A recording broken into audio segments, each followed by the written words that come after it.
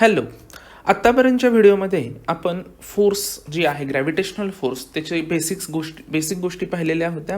सगळ्यात महत्त्वाचं म्हणजे की हा फॉर्म्युला आपण पाहिला, त्याच्यामधल्या या जीबद्दल आपण बोललो. नंतर हा आर किंवा काही वेळेस तुमच्या बुकमध्ये याला डी स्क्वेअर म्हणलेला आहे. तर तो काय आहे? Distance between the two objects. ठीक आहे. तर त्या डिस्टन्स कसा मेजर करायचा, कुठून मेजर करायचा, हे आपण लास्ट व्हिडिओमध्ये सेंटर ऑफ मास पाहताना पाहिलेलं आहे. या व्हिडिओमध्ये हा आरचा वरचा फॅक्टर जो आहे स्क्वेअर्ड फॅक्टर, तो कुठून न्यूटननं शोधून काढला, या प्रश्नाचं उत्तर आपण देणार आहोत. सो आपल्याकडचा प्रॉब्लेम आहे, why did Newton assume inverse square dependence on distance in his law of gravitation. या F is equal to Gm1 m2 upon R square या फॉर्म्युल्यामध्ये आरचा स्क्वेअर्ड का त्यानं घेतलेला आहे. तर आपण आता सुरुवात करूयात. एक कन्सिडरेशन आपण सुरुवातीला करतो आहोत. So let's state that consideration. Consider an object. काय करतोय तो object? Is moving in circle or circular path. इथे दिसतोय हा आपला सर्क्युलर पाथ आहे असं समजूयात.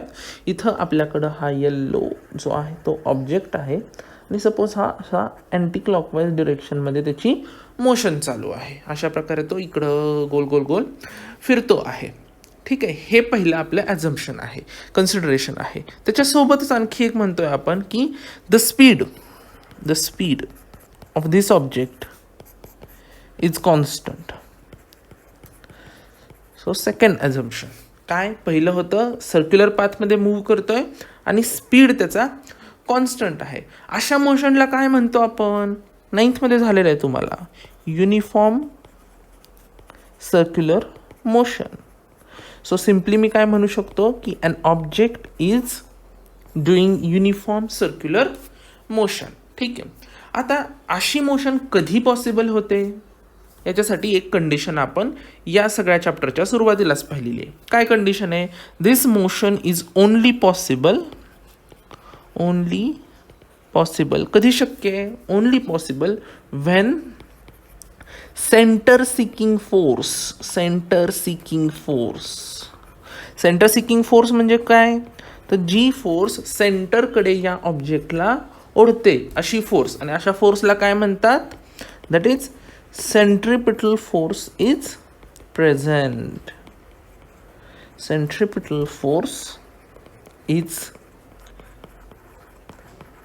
present.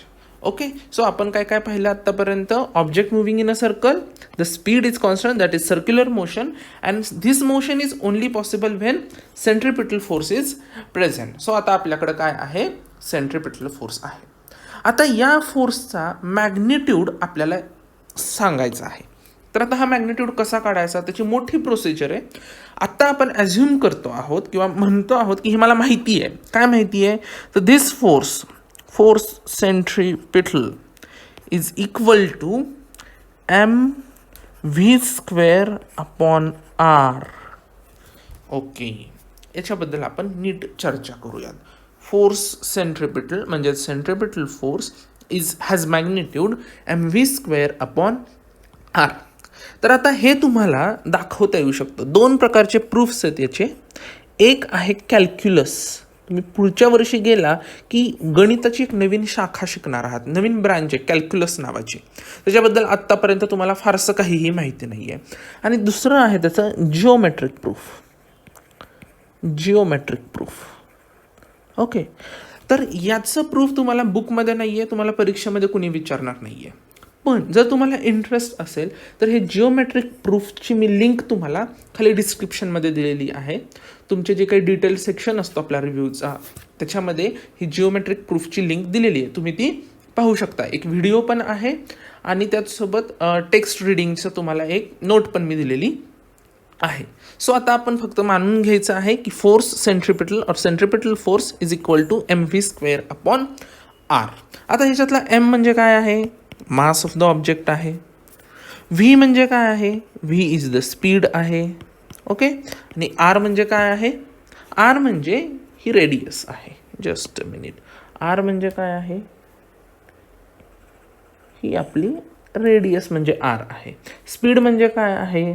तर कॉन्स्टंट स्पीड, ज्या आपण म्हणले ना हा स्पीड जो कॉन्स्टंट राहिलेला आहे तो कॉन्स्टंट स्पीड, आणि मास म्हणजे ऑब्जेक्टचं मास आहे. असं जेव्हा सिच्युएशन असते तेव्हा सेंट्रिपिटल फोर्स काय असते, mv²/r ने आपल्याला देता येते. ओके, हे आपण एस्टॅब्लिश करून घेतलं आहे, हे लक्षात ठेवायचं. पहिली स्टेप आपली झालेली आहे. आता सेकंड स्टेपमध्ये आपण म्हणणार आहोत, एक मोठं ॲझम्पशन करणार आहोत. आपण सपोज करतो आहोत, ओके, सपोजिशन आहे हे, की अ प्लॅनेट, लिहून घेऊयात, अ प्लॅनेट इज रिव्हॉल्विंग. रिव्हॉल्व म्हणजे काय, परिवलन का परिभ्रमण, परिभ्रमण, रिव्हॉल्व करतोय, is revolving around the sun.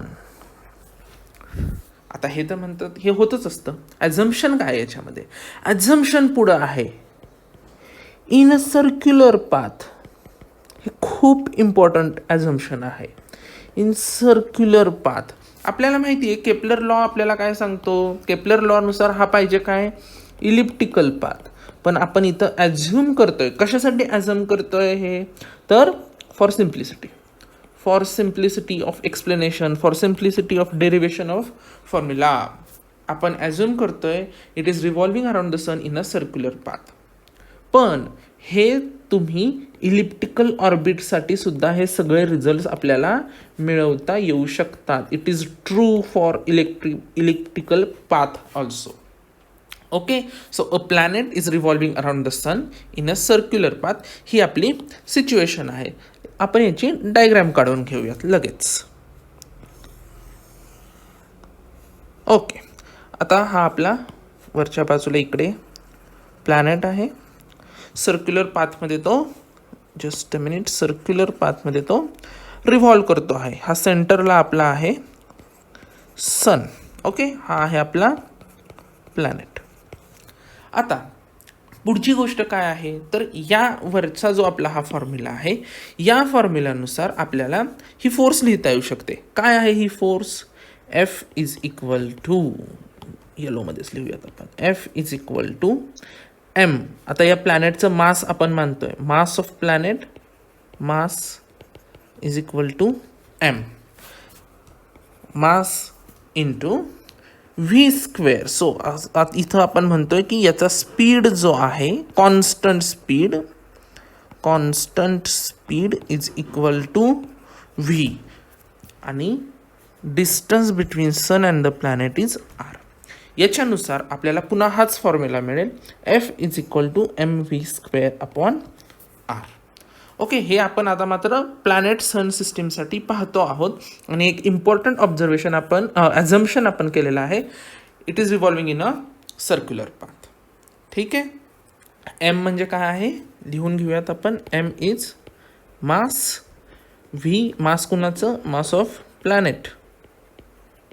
Okay, त्याच्यानंतर v काय आहे, v is the speed of the planet which is constant, आणि r is the distance between sun and planet. Okay, which is radius kind of this circle, which is also radius of this circular path. Okay, ठीक आहे. तर आता हा formula आपल्याला मिळालेला आहे, F is equal to mv²/r. F is equal to mv²/r. तुम्ही एक लक्षात घ्या, F is equal to mass into acceleration, हा आपला न्यूटनच्या सेकंड लॉनुसार येणारा फॉर्म्युला आहे. म्हणजे काय झालंय, तर या A साठी आपल्याला व्हॅल्यू मिळाली आहे v²/r. ओके, हा A आपण v²/r ने रिप्लेस केला आहे. तो कसा रिप्लेस होतो ते तुम्हाला खालच्या लिंक्समध्ये पाहता येऊ शकेल. सो आता F is equal to mv²/r. यातला m तर कॉन्स्टंट असणार आहे, मास ऑफ प्लॅनेट काही बदलत नाही आहे. r पण म्हणतोय आपण कॉन्स्टंट राहणार आहे सर्क्युलर पाथ असल्यामुळं. आता राहिला प्रश्न v.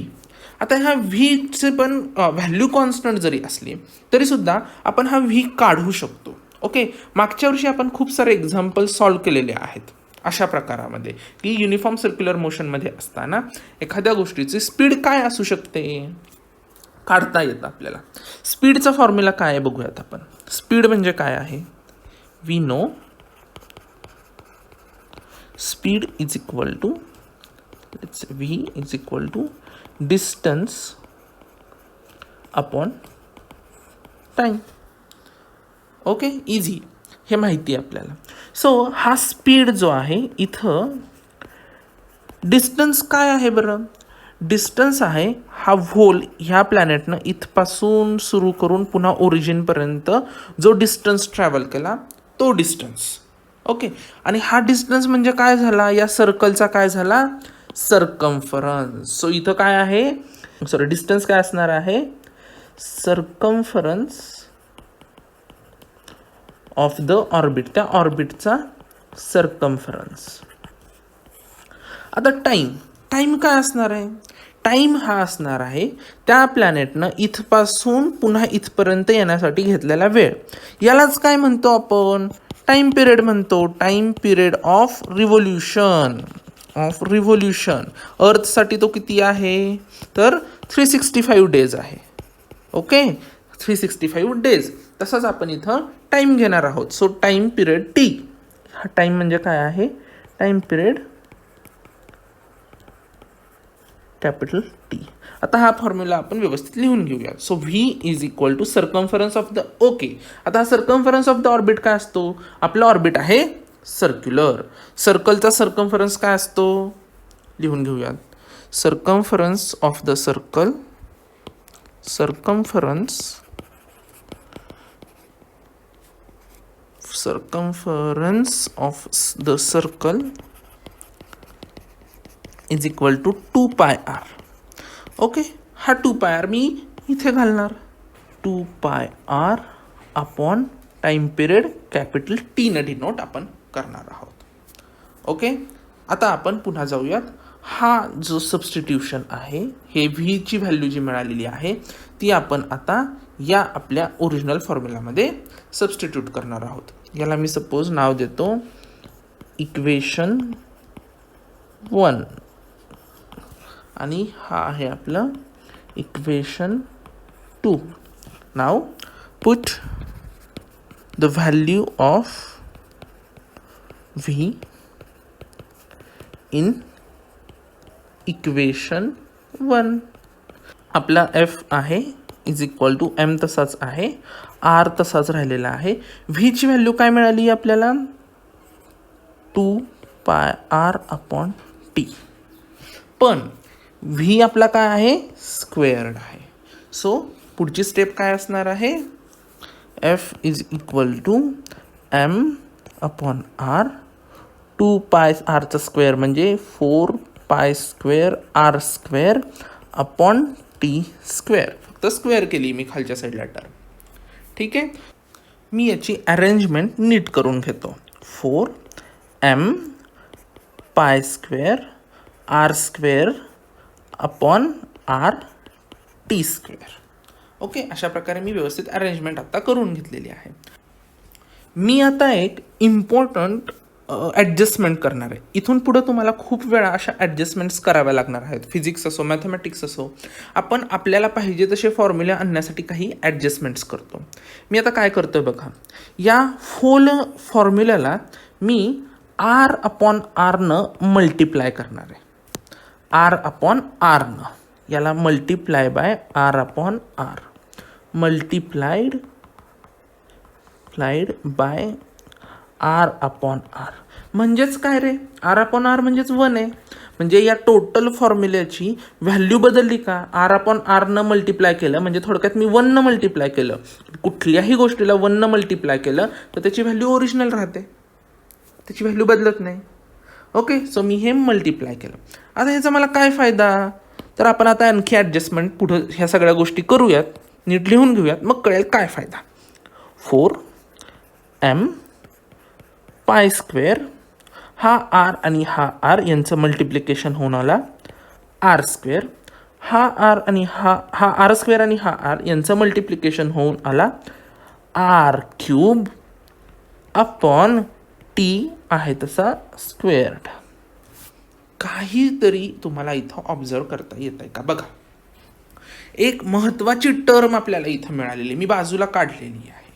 काय टर्म आहे ती? दिसतीये तुम्हाला? यस, करेक्ट आहात तुम्ही. ही ती टर्म आहे.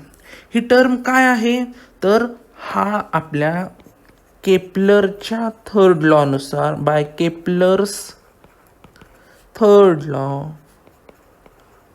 दिस R cube upon T square is equal to constant K. ठीक आहे, ही एक इम्पॉर्टंट मी ॲडजस्टमेंट इथं केल्यामुळं मला अशी एक महत्त्वाची टर्म मिळाली आणि केपलर लॉनुसार मला कळतंय की ही टर्म आहे कॉन्स्टंट के आहे. सो आता मी आणखी पुढे ते पुट करतो, ही व्हॅल्यू के पुट करतो. सो 4m पाय स्क्वेअर के अपॉन आर स्क्वेअर इथपर्यंत मी आलेलो आहे. आता याच्यामध्ये आपण ऑब्झर्व करूयात आणखी नीट. ठीक आहे, आता बघा हा 4 आहे तो कॉन्स्टंट आहे आपला. कॉन्स्टंट म्हणजे काय आहे की एक व्हॅल्यू आहे, नंबर आहे. हा m हा पण एक नंबर असणार आहे, तो काही चेंज होणार नाही आहे. पायची व्हॅल्यू तुम्हाला माहिती 3.14 आपण घेतो अप्रॉक्सिमेट, सो ती पण कॉन्स्टंट व्हॅल्यू झाली. हा के म्हणजे काय आहे, आपण थर्ड लॉनुसारच पाहिलं कॉन्स्टंट आहे. म्हणजे हे वरच्या सगळ्या टर्म्स काय झाल्या आपल्या कॉन्स्टंट झाल्या. म्हणजे थोडक्यात बघा असं झालेलं आहे की एफ इथं आता लिहूयात मी, F is equal to constant upon R square. Okay, हे महत्त्वाची गोष्ट तुम्हाला कळली काय आता होणार आहे इथून पुढं. मी हेच असं लिहू शकतो की F is directly proportional to 1 upon R square, किंवा म्हणताना असं म्हणू शकतो मी एफ इज इन्व्हर्सली प्रपोर्शनल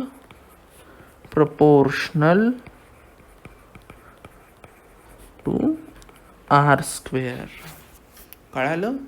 न्यूटनच्या आपल्या ओरिजिनल फॉर्म्युलामध्ये आहे F is equal to GM1M2 upon R square. त्यातला हा आर स्क्वेअर अशा प्रकारे आलेला आहे. ओरिजिनल आपण स्टेटमेंट लिहिताना काय म्हणतो, F is directly proportional to the product of masses and F is inversely proportional to 1 upon R square. आणि हे माझं इथं आलेलं आहे. कुणाची मदत घेतली आपण, केपलरच्या थर्ड लॉची मदत घेतली आणि अशीच मदत न्यूटननं पण घेतलेली होती. ओके, सो अशा प्रकारे आपल्याला कळतं की F is inversely proportional to R square हे न्यूटननं कुठून शोधून काढलं.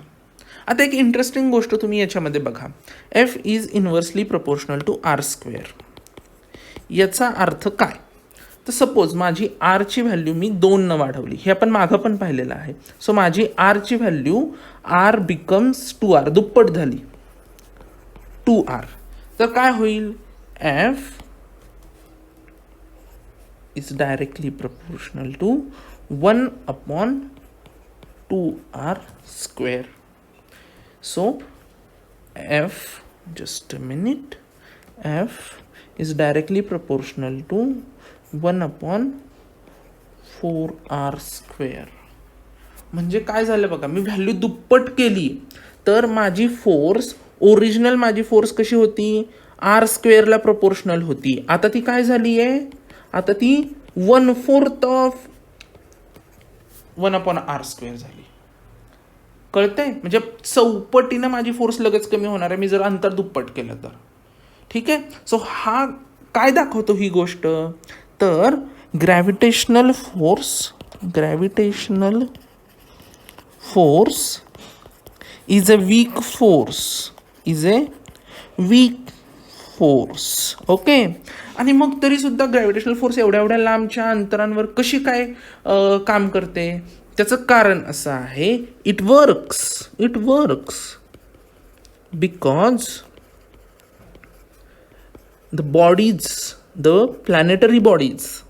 the planetary or star bodies, the planetary bodies have tremendously large masses. हे एकच कारण आहे ज्याच्यामुळं ग्रॅव्हिटेशनल फोर्स वर्क करते.